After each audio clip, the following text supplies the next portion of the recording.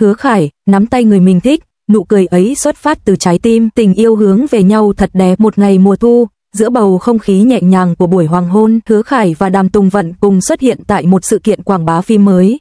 Ánh nắng buổi chiều chiếu xuống, khẽ chạm vào gương mặt họ, khiến khoảnh khắc ấy trở nên lung linh như một thước phim điện ảnh. Giữa đám đông ồn ào, máy ảnh liên tục lóe sáng, nhưng Hứa Khải dường như chỉ chú ý đến một người, Đàm Tùng Vận. Anh bước chậm lại, đưa tay về phía cô, khoảnh khắc ấy, cô hơi bất ngờ, nhưng vẫn khẽ nắm lấy tay anh. Một nụ cười nhẹ nở trên môi cả hai, nụ cười thật, xuất phát từ sâu trong tim. Nắm tay người mình thích, Hứa Khải từng nói trong một cuộc phỏng vấn, đó là một cảm giác rất đặc biệt, không cần nói gì nhiều, chỉ cần nhìn nhau là tim đã tự động mỉm cười rồi. Đàm Tùng Vận cô gái nhỏ bé nhưng mạnh mẽ, dịu dàng mà kiên định, còn Hứa Khải chàng trai điềm tĩnh, có phần lạnh lùng, nhưng khi ở cạnh cô, ánh mắt anh luôn ánh lên sự ấm áp. Khi được hỏi điều gì khiến anh cảm thấy rung động nhất, Hứa Khải chỉ cười, là ánh mắt của cô ấy. Có lẽ khi bạn thích một người, chỉ một cái nhìn thôi cũng đủ khiến cả thế giới im lặng. Người ta vẫn nói, ánh mắt là ngôn ngữ của trái tim. Mỗi khi máy quay ghi lại khoảnh khắc họ nhìn nhau, khán giả đều cảm nhận được sự dịu dàng lan tỏa trong không khí. Không cần lời nói, chỉ cần nụ cười là đủ hiểu họ đang hạnh phúc. Trong làng giải trí, nơi mọi thứ đều phức tạp, nơi tình cảm thật giả khó phân định, thì cái nắm tay giữa Hứa Khải và Đàm Tùng Vận lại khiến công chúng xúc động. Nó không khoa trương, không tạo hiệu ứng truyền thông, mà chân thật và tự nhiên. Một fan từng chia sẻ, tôi thấy họ không cần nói gì cả. Khi Hứa Khải nắm tay Đàm Tùng Vận, tôi cảm nhận được một tình yêu thật sự, một thứ tình cảm khiến người ta muốn tin rằng giữa showbiz này vẫn tồn tại sự chân thành. Và đúng vậy, đối với Hứa Khải, nắm tay không chỉ là hành động, mà là lời hứa không thành tiếng, là sự trân trọng, là niềm tin rằng anh ở đây, em không cần lo gì nữa. Trong hậu trường buổi quay, có một khoảnh khắc nhỏ mà khán giả bắt gặp được. Hứa Khải lặng lẽ chỉnh tóc cho Đàm Tùng Vận, rồi nhìn cô cười, một nụ cười dịu dàng, không phải kiểu cười xã giao thường thấy trên sân khấu, mà là nụ cười của người đang yêu. Khi được hỏi vì sao luôn cười mỗi khi ở bên Đàm Tùng Vận, anh chỉ đáp nhẹ, vì cô ấy khiến tôi muốn cười. Mỗi lần nhìn thấy cô ấy, tôi lại thấy cuộc sống này đẹp hơn một chút. Đàm Tùng Vận nghe vậy, chỉ cúi đầu, má ửng hồng. Cô nói nhỏ, anh ấy luôn có cách khiến tôi cảm thấy an toàn. Khi anh ấy cười, dường như mọi mệt mỏi đều biến mất. Nụ cười ấy chính là dấu ấn của hạnh phúc, một loại hạnh phúc nhẹ nhàng, không ồn ào nhưng đủ khiến trái tim run rẩy. Thời gian qua đi, những tin đồn, những lời bàn tán, thậm chí cả những nghi ngờ, tất cả rồi cũng tan dần khi người ta nhìn thấy cách họ đối xử với nhau. Hứa Khải luôn chủ động bảo vệ Đàm Tùng Vận giữa đám đông, luôn để cô đi bên trong, tránh va chạm. Khi cô cúi đầu chào fan, anh luôn đứng sau lặng lẽ quan sát, ánh mắt dõi theo đầy thương mến. Một lần, trong buổi phỏng vấn sau lễ trao giải, nhà báo hỏi anh nghĩ thế nào về tình yêu trong giới nghệ sĩ? Anh suy nghĩ một chút, rồi đáp, tình yêu thật sự không cần quá nhiều người chứng kiến, chỉ cần hai người cùng hướng về nhau, thế là đủ. Khi hai trái tim đồng điệu, cả thế giới xung quanh dường như không còn quan trọng nữa. Câu nói ấy nhanh chóng trở thành câu thoại tình yêu, được chia sẻ khắp mạng xã hội. Nhiều người nói, Hứa Khải không chỉ là một nam thần trên màn ảnh, mà còn là người đàn ông biết cách yêu thương ngoài đời thật. Không ít lần, người hâm mộ bắt gặp họ đi ăn cùng nhau, dạo phố, hoặc chỉ đơn giản là ngồi trò chuyện trong quán cà phê nhỏ. Dù cố giữ khoảng cách, nhưng chỉ cần nhìn cách Hứa Khải chăm chú lắng nghe, cách Đàm Tùng Vận cười nhẹ, ai cũng hiểu, đó là niềm hạnh phúc giản đơn mà mọi người đều khao khát. Một người bạn thân trong đoàn phim từng kể, khi quay xong cảnh mệt mỏi, Hứa Khải thường hỏi cô ấy có đói không, rồi mang nước cho cô ấy. Anh ấy ít nói, nhưng hành động lại rất chân thành. Tình yêu, đôi khi không cần những lời hoa mỹ, chỉ cần một nụ cười, một cái nắm tay, một ánh nhìn, thế là đủ để hiểu nhau. Trong thế giới đầy ánh đèn sân khấu, nơi ai cũng phải đeo mặt nạ để che giấu cảm xúc thật, việc Hứa Khải dám thể hiện tình cảm một cách chân thành là điều hiếm có.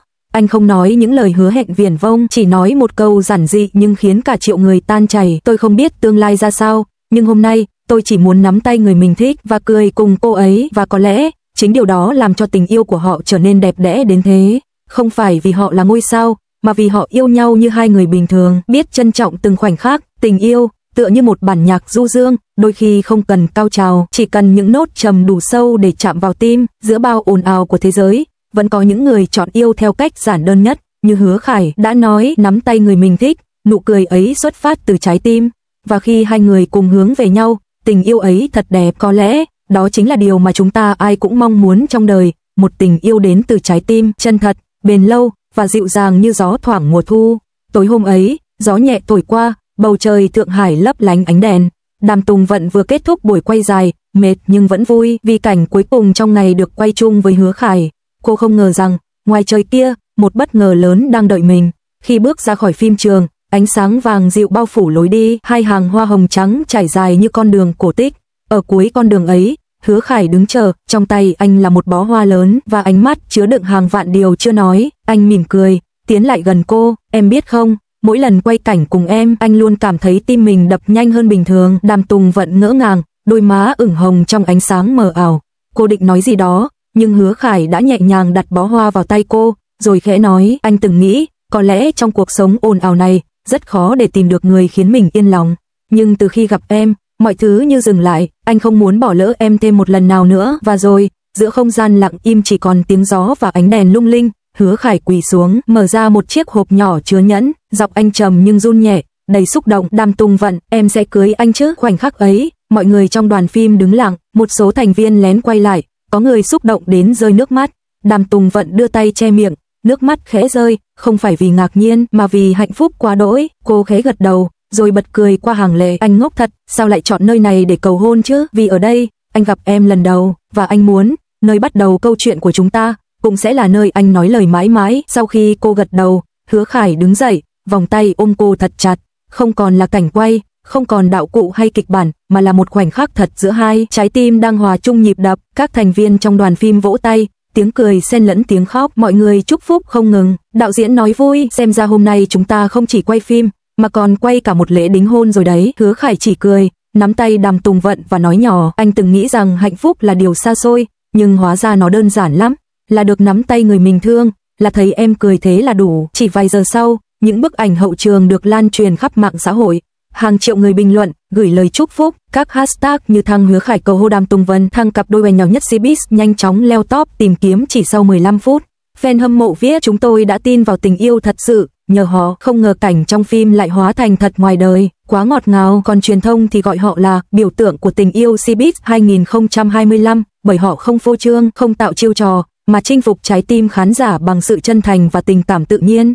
Trong buổi phỏng vấn sau đó, khi được hỏi vì sao lại chọn thời điểm ấy để cầu hôn, Hứa Khải đáp, bởi vì tôi không muốn chờ thêm một ngày nào nữa. Khi bạn biết ai đó là người mà mình muốn đi cùng suốt cuộc đời, bạn sẽ hiểu, mọi thời điểm khác đều chỉ là chờ đợi. Còn Đàm Tùng Vận thì chỉ mỉm cười nhẹ, tôi không ngờ rằng mình sẽ được cầu hôn ngay tại phim trường, nhưng có lẽ, đó là điều định mệnh sắp đặt. Họ kể rằng, sau buổi hôm ấy, cả hai cùng ngồi lại, nhìn ngắm những tấm ảnh, cùng nhau bật cười, cùng khóc vì xúc động. Hứa Khải nói, khi em đồng ý, anh cảm thấy như mình vừa chiến thắng một trận chiến, nhưng không phải với ai khác, mà là với chính bản thân, với nỗi sợ, với sự chần chừ và cả quá khứ. Đàm Tùng Vận đáp, anh không cần phải chiến thắng, vì em ở đây và sẽ luôn ở đây. Câu chuyện của họ giống như một bản nhạc dài, có khúc nhẹ, có đoạn trầm, nhưng tất cả đều dẫn đến một giai điệu ấm áp, giai điệu của sự thấu hiểu, tin tưởng và tình yêu chân thành. Hứa Khải từng nói, anh là gió, em là cát, dù đi đến đâu, anh cũng muốn cuốn em theo, cùng nhau bay giữa thế giới này. Và Đàm Tùng Vận mỉm cười, nếu anh là gió, thì em nguyện làm hạt cát không bao giờ rời xa anh. Một lời đáp dịu dàng,